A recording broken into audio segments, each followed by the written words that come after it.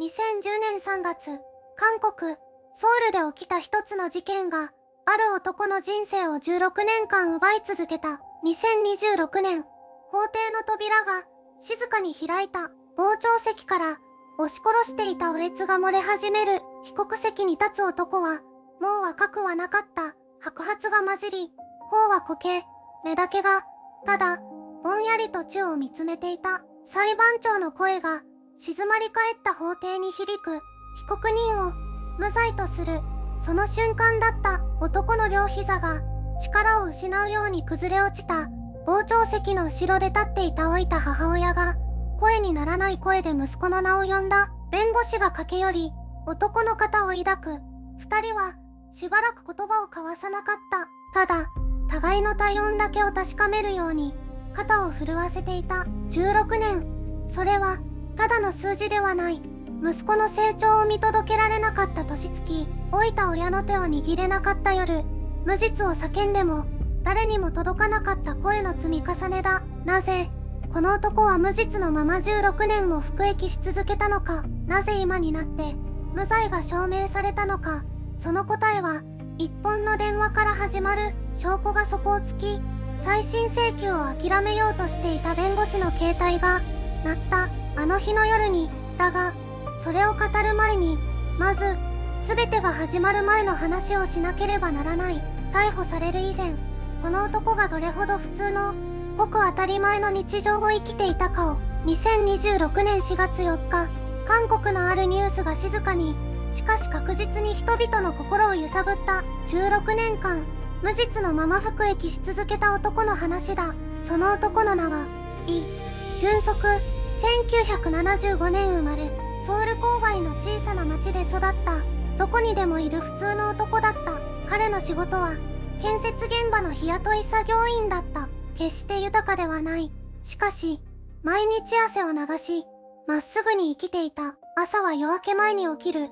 弁当を持って現場へ向かう。夕方には泥だらけの手を洗って、家へ帰る。それが彼の当たり前の一日だった。家族がいた。当時、付き合い始めて3年が経つ恋人がいた。いつか結婚して、小さくてもいいから、自分たちの家を持ちたい。そう話していた。という、趣味は釣りだった。週末になると、近くの川へ一人で出かけた。大きな魚が釣れなくてもよかった。ただ水面を眺めながら、静かに時間が過ぎていく。それが好きだった。笑顔の絶えない男だった。近所の人たちはそう口を揃える。挨拶をきちんとする。困っている人がいれば、自分から手を差し伸べる。誰かに恨まれるような人間では、決してなかった。しかし、平穏というものは、予告なく崩れる。ある秋の夜、彼の人生は一瞬にして変わってしまう。翌朝、警察が彼の扉を叩いた。秋の風が吹き始めた。ある夜のことだった。隣町の小さな商店街で、一人の老人が倒れているのが発見された。財布は消えていた。頭部には鈍器で殴られた痕跡があった。老人は搬送先の病院で、そのまま息を引き取った。強盗殺人。警察は即座に捜査を開始した。被害者の店の近くに、防犯カメラの映像があった。しかしその映像は、夜間の低画質で、人物の特定には至らなかった。目撃者もいない。証拠は、ほとんど何もなかった。それでも捜査は動いた。捜査員たちの目は、やがて一人の男へと向けられた。ジョンホ。当時32歳。被害者の店に出入りしていた。近所に住む男だった。理由はそれだけではなかった。事件当夜、彼には確かなアリバイがなかった。一人で川沿いを歩いていたと主張したが、証明できる人間はいなかった。加えて、被害者との間に些細な金銭トラブルがあったことが浮かび上がった。数ヶ月前、貸したわずかな金が返ってこないと、彼が愚痴をこぼしていたという証言が出てきた。動機、機会、そして、アリバイのなさ。捜査員たちには、それで十分だった。後になってわかることだが、この時決定的な証拠として提出された指紋記録が存在していた。被害者の店の陳列棚から採取されたとされる彼の指紋、それが全ての起点となった。しかし、その記録には誰も気づかなかった不自然な点があった。翌朝、警察が彼の扉を叩いた。そして彼は手錠をかけられた。無実を叫ぶ声は冷たい朝の空気の中に消えていった。法廷での戦いが今まさに始まろうとしていた。翌朝、彼の部屋の扉が激しく叩かれた。警察の到着は突然だった。抵抗するいとまもなかった。冷たい金属の手錠が彼の両手首にはめられた。近所の人々の視線が容赦なく突き刺さった。取り調べ室は狭く薄暗かった。刑事たちは同じ質問を何度も繰り返した。あの夜、どこにいたか、被害者とはどんな関係か、彼は同じ答えを繰り返した。しかし、誰も信じなかった。決定的な証拠として提示されたのは、1枚の指紋記録だった。被害者の店の陳列棚から採取された、とされる指紋。鑑定結果は、彼のものと一致する、というものだった。それだけで、全てが決まってしまった。弁護人は、必死に反論した。アリバイの証人を探した。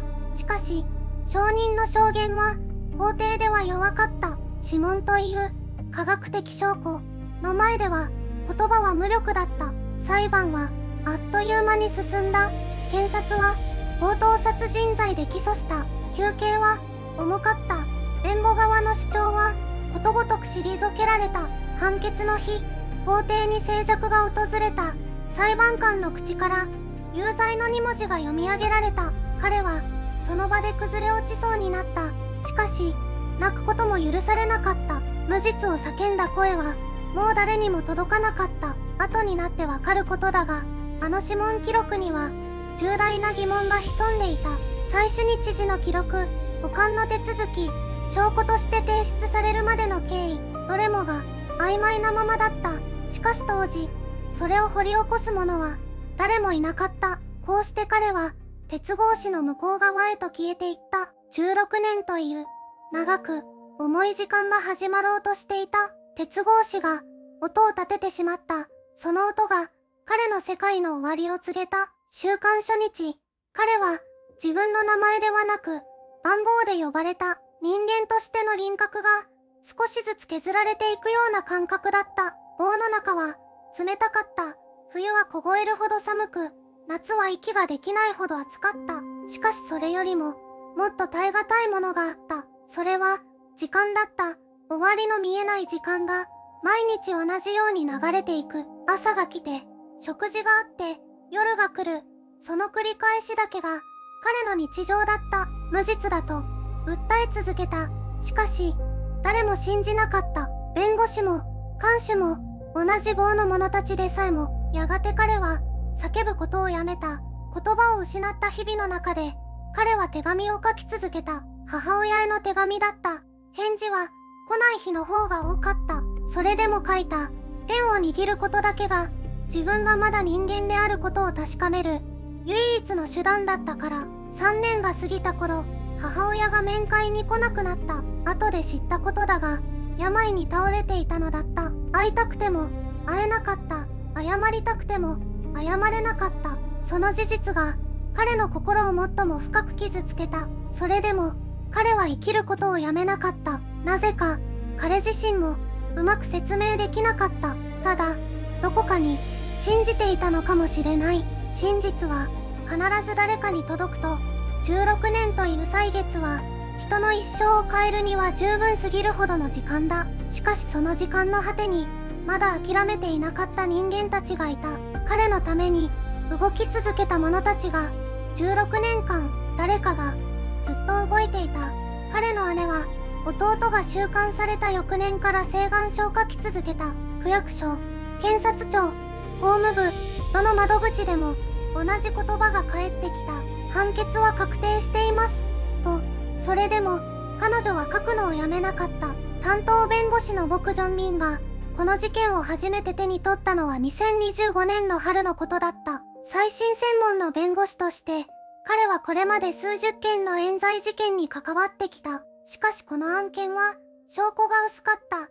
記録は断片的で確信となる物証は見当たらなかった。再審請求の締め切りまであと3日、法弁護士は書類を閉じようとしていた。その瞬間、携帯電話が鳴った。発信者の名前に彼は思わず息を飲んだ。かつてこの事件を担当した元刑事からの着信だった。話したいことがある。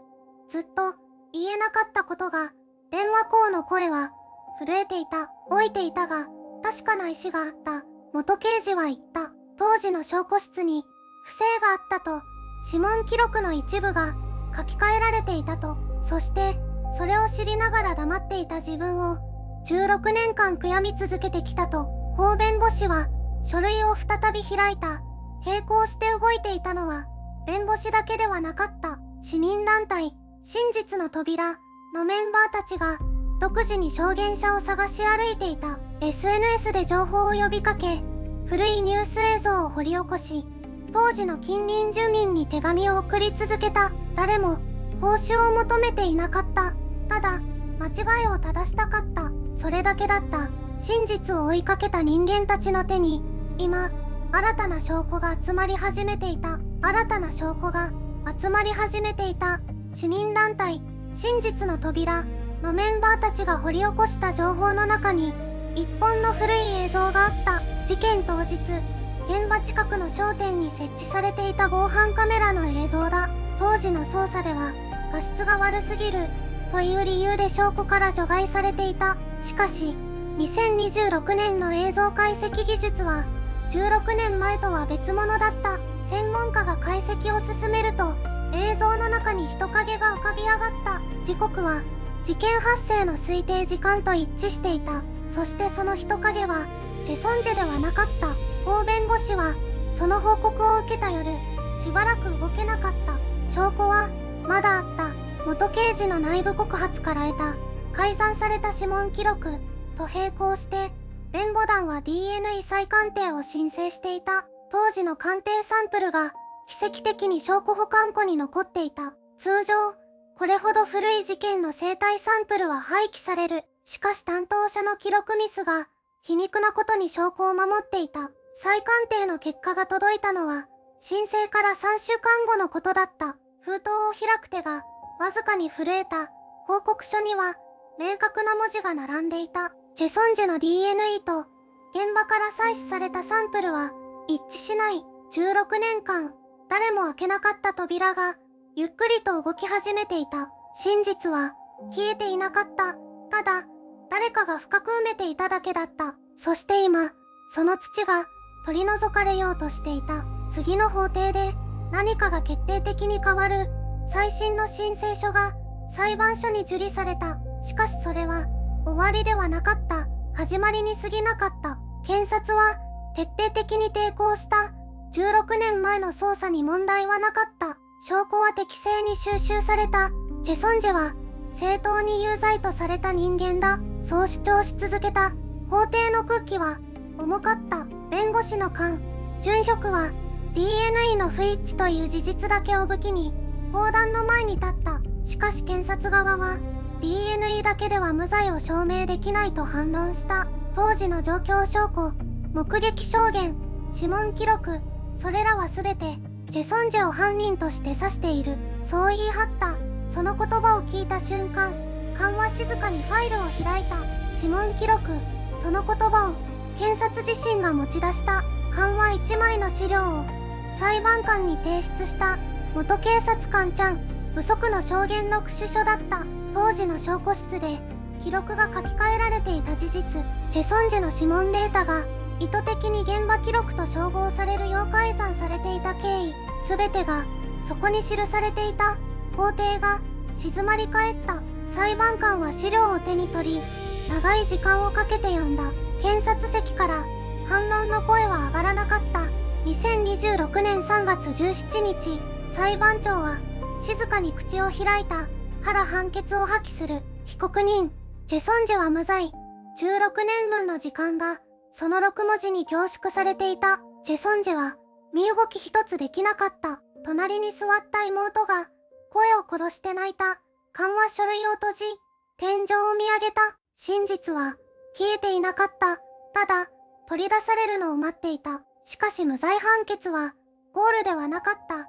奪われた16年を誰がどう償うのか。真の犯人は今どこにいるのか。チェソンジェの戦いは新たな局面へと移ろうとしていた。無罪判決から3日後、チェソンジェは16年ぶりに自分の足でソウルの街を歩いた。空は変わっていなかった。風の匂いも似ていた。しかし街はまるで別の星のように感じた。スマートフォンの使い方を知らなかった。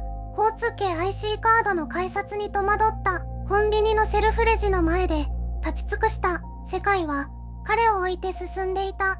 国家賠償の申請は判決翌月に行われた。日本円に換算しておよそ4000万円相当の保証金が認められた。しかしチェは受け取りの書類にサインしながらこう言ったという。この金額に意味はない。